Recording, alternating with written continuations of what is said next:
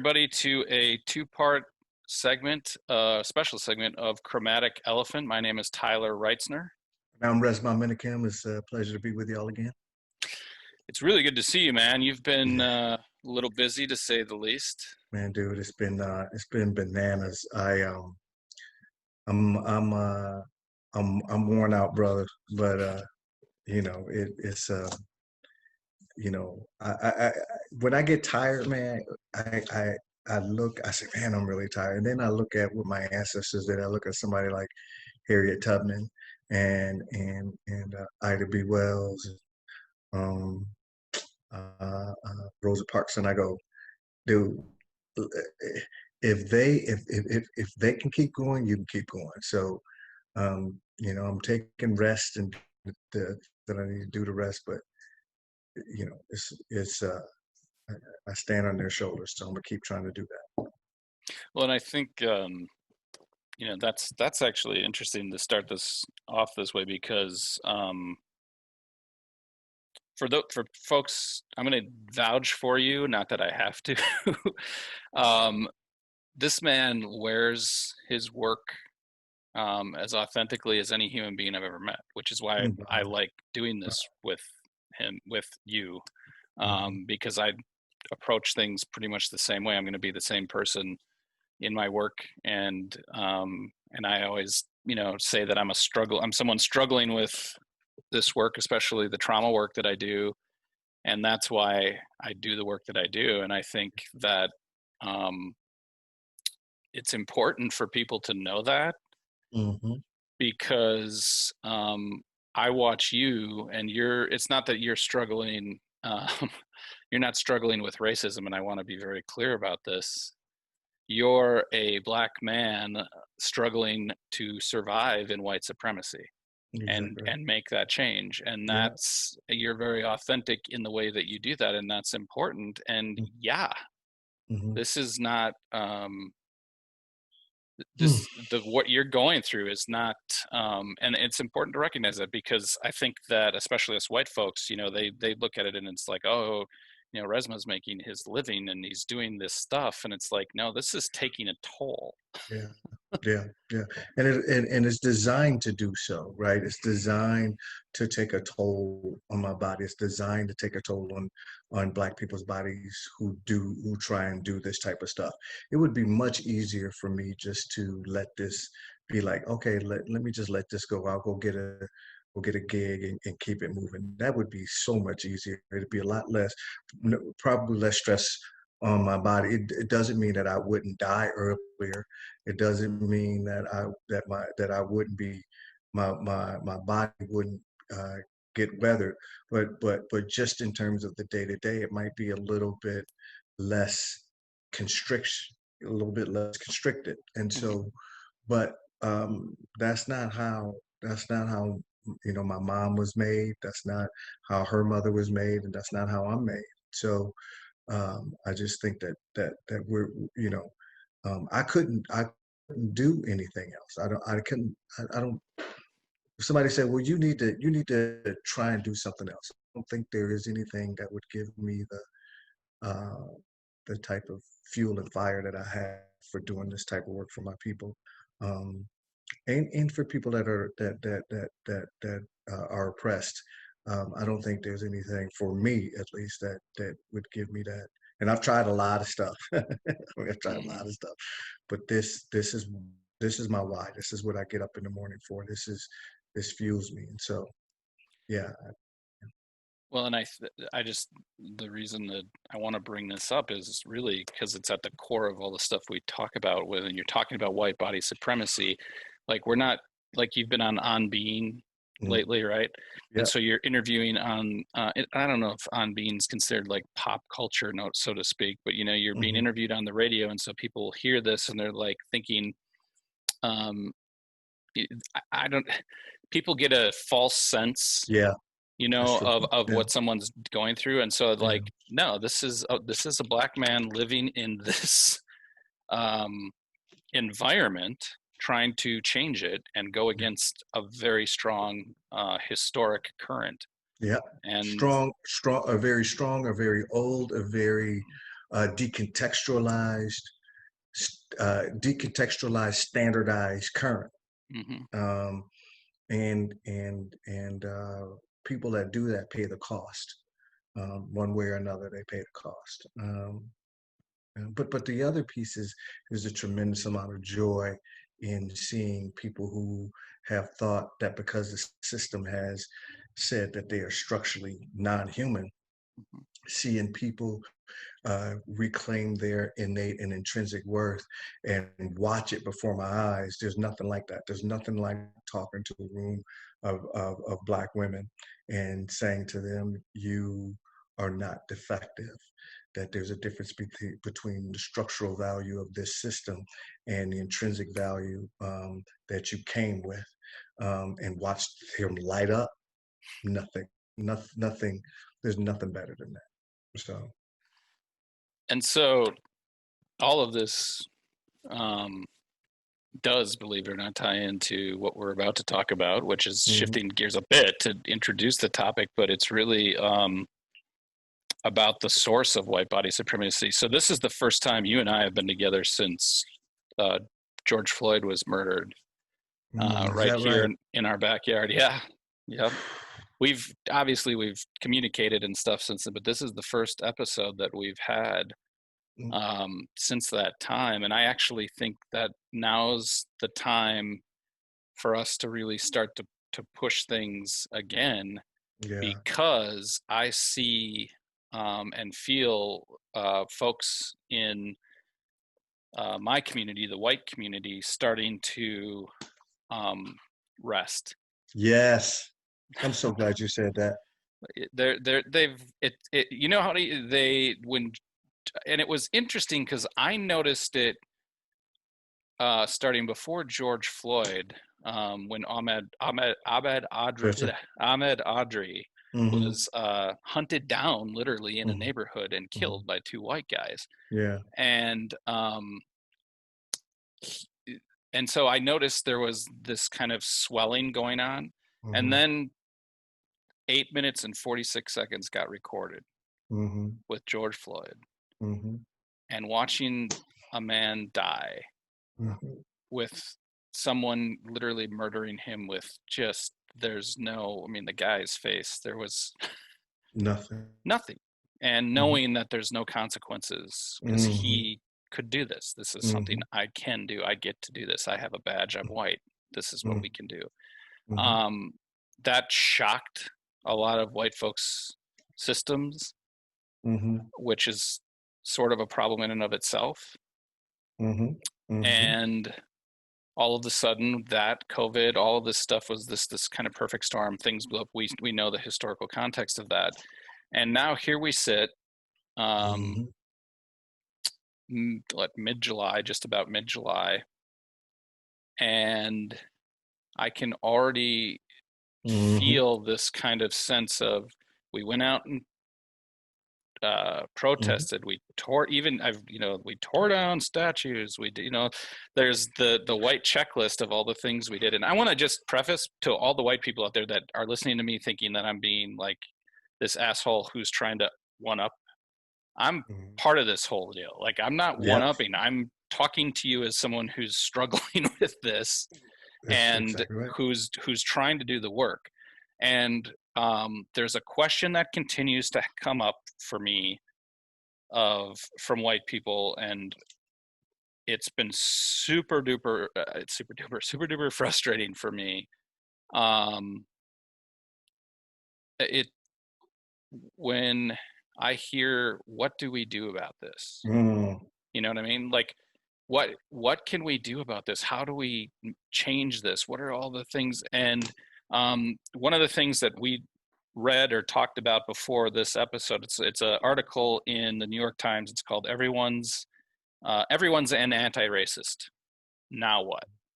Now Right? what? And now what? It's by Erin Aubrey Kaplan, and it's an excellent article that really um, kind of, it for me, it hit the nail on the head in a lot of ways. And there's a part in there I want to read, and then we'll get into it. It says, recognizing that Black people matter as much as all other Americans is only acknowledging what's always been true. Yes. Embracing blackness as a something of value and dignity is a baseline for progress, not progress. Yes. It is moving into position at the starting line, but it's not the race. And Hmm. I get this feeling from listening to white folks, you know, when they say, they either are like, well, here's all the things we've done, or there's what else can we do? Hmm. And not one of those things from most of the people I've heard those questions from Hmm. have ever said, well, how do we not be racist? Yeah. Like, let's start with not being racist. Yeah. And if you are a white person and you hear me say that and you say, well, I'm not racist, then let's let's sit down and that, because we're not even at the starting line. We can't even Yeah. get in the race. Well, you're if you say that, then you're part of the problem, Yeah. right? And you're complicitly, this is what I call it, talk about devout and complicit racists, right? There's no such thing as a non-racist. It's either you are actively dismantling and destroying the system, or you benefit from it. And just because you ain't walking around throwing up the white people sign and you know, carrying tiki torches don't mean that you're any less advantaged by being in a white body, and any less advantaged by taking it, reaping all the benefits by being in a white body. Just because you became a member of the you know the advantaged sperm club doesn't really mean that structurally it means something, right? Mhm. But you became advantaged through through hundreds of years of land theft, through hundreds of years of laws that advantaged you, through hundreds of years of rape of people that look like me, hundreds of years of brutality on black children, 100 years of of of child rape, right? You have been advantaged from that, and so um, this is why we were talking before about how when we look at this thing around anti-racist, and everybody's anti-racist, and how much it really takes to do this type of work, how much it takes to do anti-oppression work, and it has to be sustained individually, and it has to be sustained communally. And that's why when people tell me that they're an ally, and yet when I ask them the question, who are your people, who are the people that are holding you accountable, who are the people that you are being intimate with, and I don't mean intimacy like mother's milk, I mean intimacy like um I reveal myself to. When I get up against myself, I move away, but then I come back because it's important to me that I don't pass this infection down to my children. And so people, white people, um, love patting themselves on the back with just a little bit of the slightest minute effort. They love putting themselves in position. Like, I had an interesting thing this weekend where a white woman who's an anti-racist um, educator, and one of the things that she intimated was that she could not basically stomach my work because it did not include male framing, and it did not include and it included and I didn't address male saviorism. And so here's what she did in that moment, despite the fact that my work is centered around a black woman, that the book itself is centered around a black woman. Despite the fact that all of my work, the 14 years I worked for Harriet Tubman Center, and all of this different type of stuff has been around black women, Because I didn't say that in an interview, she said that this would uh, uh, uh, detour her from doing white body supremacy work. Now think about that for a second. If me, Resmaa, doesn't address just individual me, Resmaa, if I don't address it in the way that she wants it addressed, not in the way that I'm addressing, not in the way that I'm working with Black women, not any of that type of stuff, right? Mm-hmm. Not that if I don't couch it in a way that she wants it couched, then she's not going to do anything. Um, and it's hard for her to do anything about white supremacy, which totally recenters whiteness. Number one, she doesn't even realize that. And this anti-racist person, right? It totally recenters her and her issues with white men, right? So Yep. she wants me to be a proxy and the work for Black liberation should be a proxy for the power that she wants to usurp from or get from or take from or wrestle away from white men. She wants me to do that, not the fact that Black women are being murdered in their beds and I'm addressing that, right? Mm-hmm. Not the fact that Black women have been raped for 400 years and that there is a trauma, embodied trauma element to that. That's not good enough. I need to use her words and use her white framing for in order to address it. That's why that when people talk about them being anti-racist and white people have not developed a culture to begin to contend with that, as soon as I hear it, what I know is that they're not going to address Brother Ahmaud Arbery's death, Mm-hmm. right? And if they do, it's going to be cursory. What I know is that they're not going to be able to sustain an embodied a living embodied culture because they're not going to ever get into the body. They're going to talk about it from a theoretical. They're going to talk about it from well, what about bell hooks and about Kendi and what about? I mean, that's the way that she's going to talk about it, and she thinks that that's doing the work, and it's not developing culture with other people.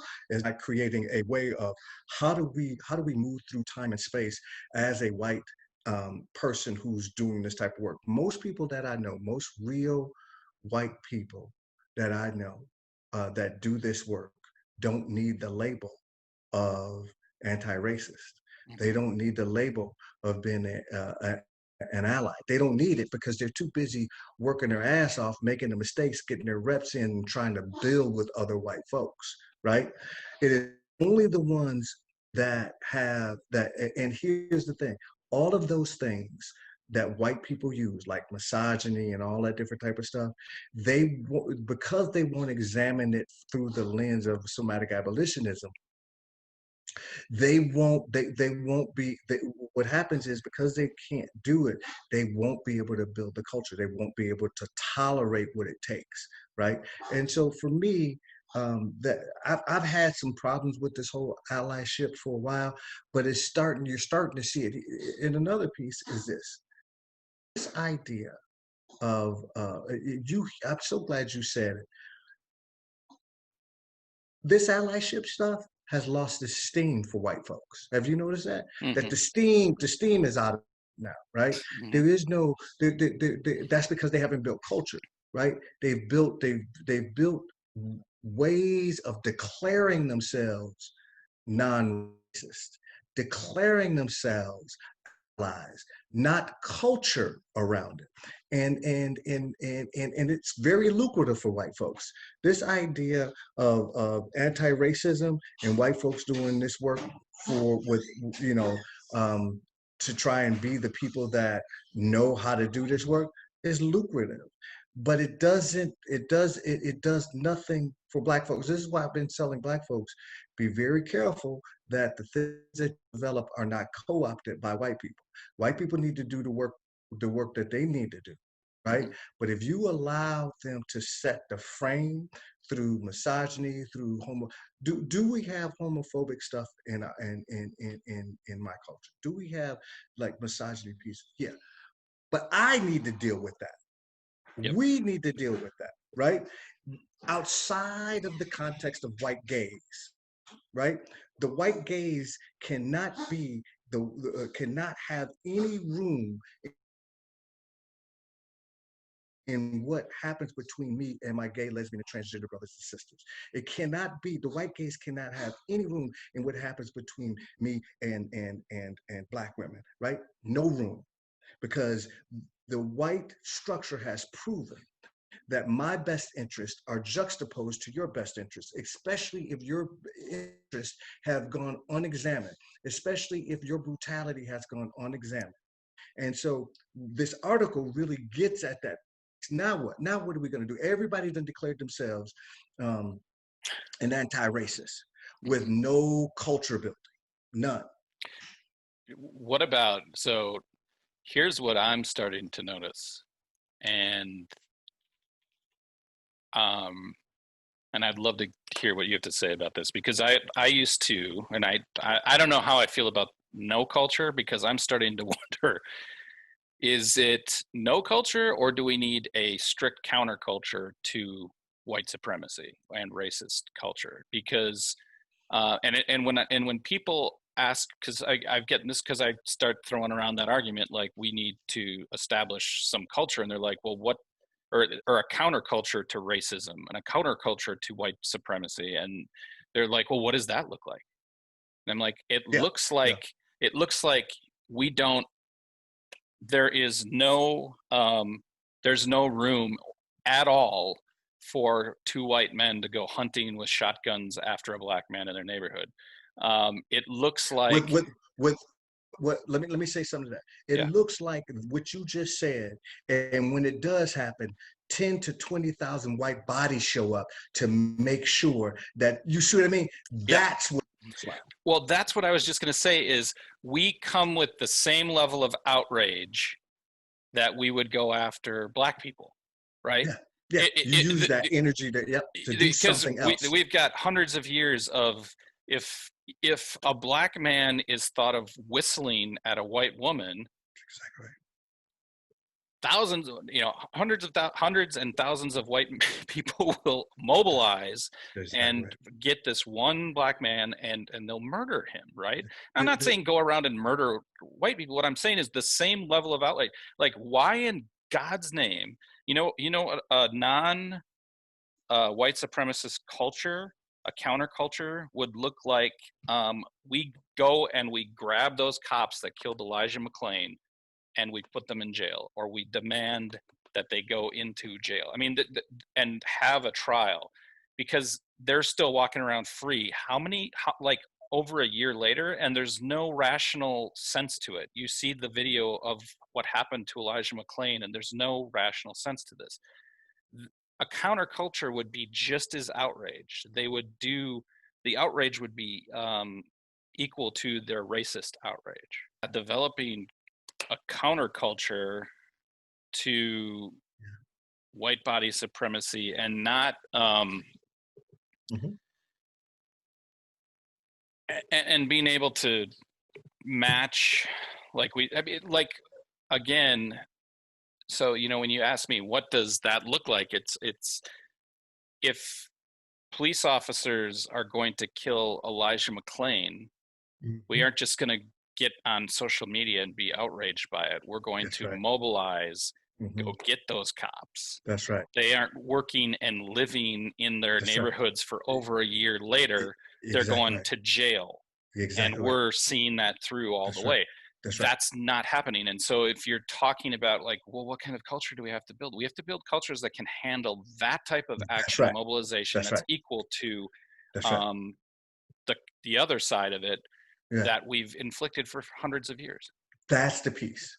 And so what ends up happening is that white people end up going for the low-hanging fruit, and that's the backpacks, the well, I'm an ally. What's the other thing? Uh, you know, just all of that stuff. And so this is about the development. No, so I don't believe that white folks don't have a culture.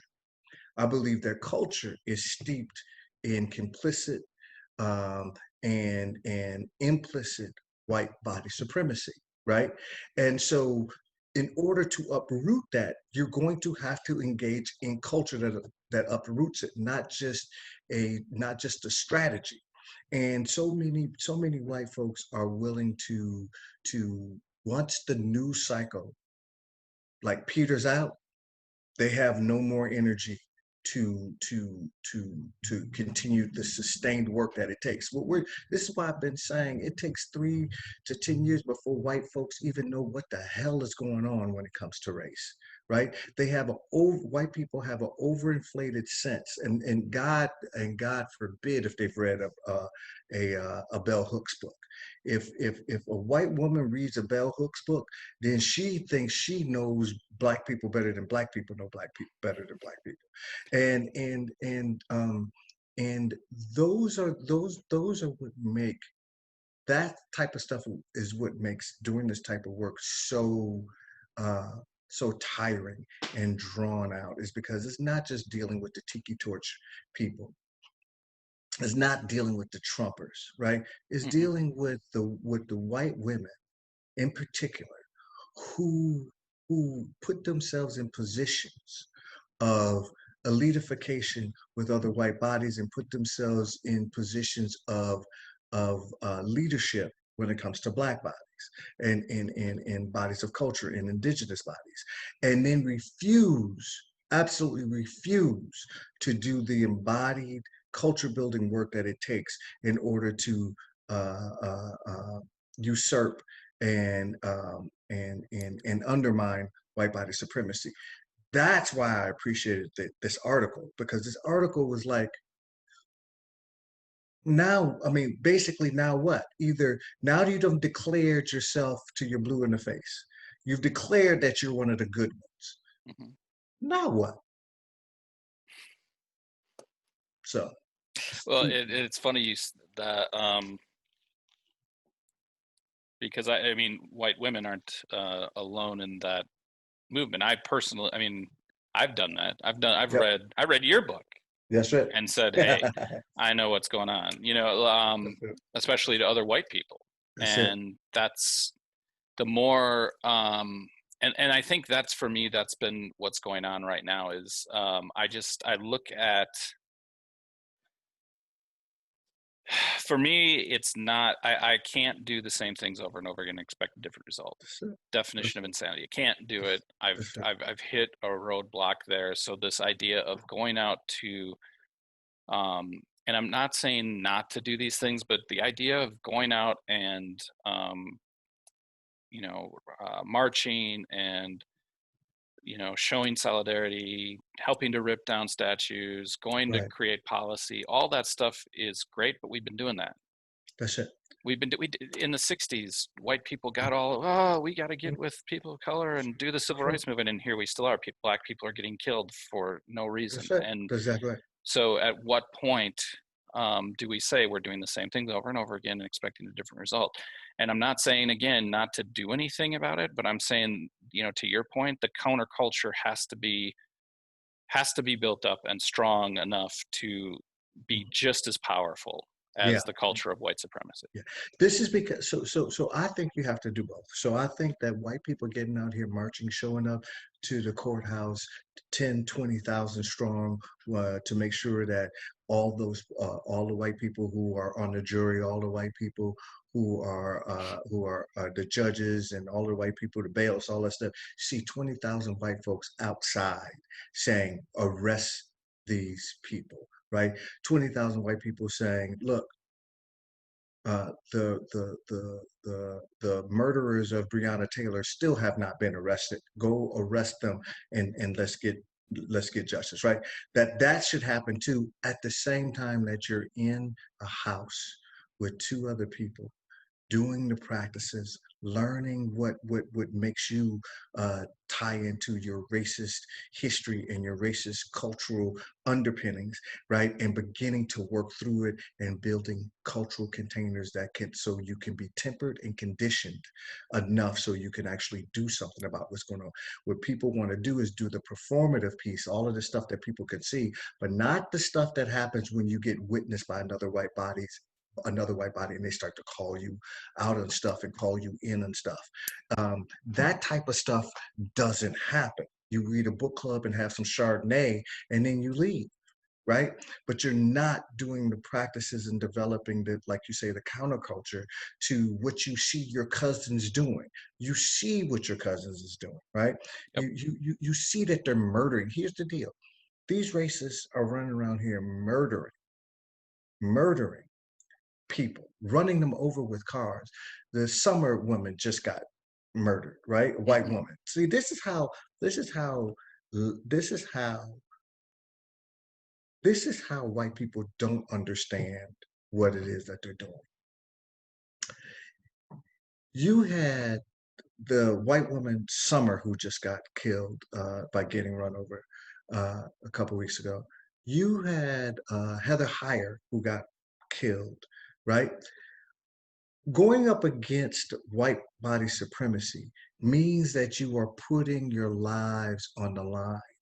Black people know that, indigenous people know that. White people, in terms of culture, in terms of collective culture, have no idea. Some do, and they get murdered. And so when white people tell me, I am an ally, are you willing to die for this?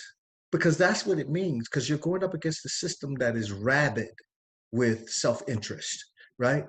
So for me, it really is a lot of times, the performative art pieces, the performance pieces just make me roll my eyes when people come up to me and roll out their racial resume. I'm just like, I'm so tired of you.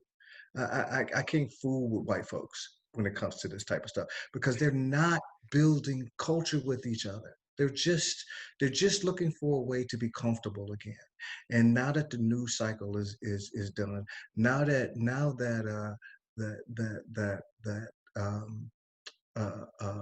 you're not hearing Brother George Floyd's name all the time, you can just see, you can hear the collective. Right? I've done my work. Oh, I that was a trip. That was a trip. Oh my God, that was so right. Yeah. And that's why when you're in the middle of it and stuff is happening and you're saying all of this stuff and you're writing all of these blogs and you're doing all of this work and all of this stuff, that's why uh, bodies of culture just look at you and go, I still don't trust your ass because you don't have no wind. You have no you have no staying power with this. Um, and so I'm not going to trust you with me when I know what y'all do with me. I know what you have done with me. And so this is where we're at. And there's a lot more obviously to explore. It's funny because as you were, it's not funny actually. It's kind of freaking me out a little bit as you were talking. I was started to remember some of the first conversations we had, and it's amazing to me sometimes that we're even talking here right now. But like, wow, Yeah, how things yeah, have changed. yeah, man. But I mean, but that's it. It is. It's a struggle, and one of the things that um, we'll talk about in our second part is really how deep that goes, and Yeah. that's why um, it's not just about acknowledging, Mhm. I'm privileged or I'm racist. It's Yeah. there's there's more to it than that, and we'll You talk got to about work. You there's got to work. work. And so we'll talk about that in a second here. All right, man. All right. Good to see you, man. Good to see you too.